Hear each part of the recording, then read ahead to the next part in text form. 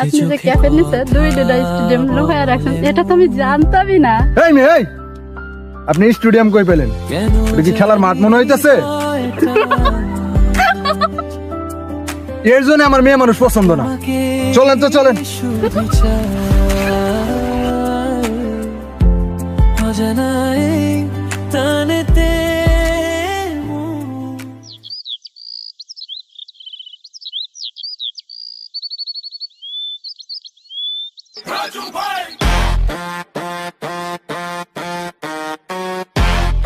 আসসালামু আলাইকুম মেম্বার সাহেব, কি খবর? ওয়ালাইকুম সালাম। রাজু, আমি অনেকদিন ভাবতেছি তোমার সাথে আমি একটা কথা বলবো। আরে মেম্বার সাহেব, বাবা বাবির কি আছে? আমি কি কইবেন কইলাম।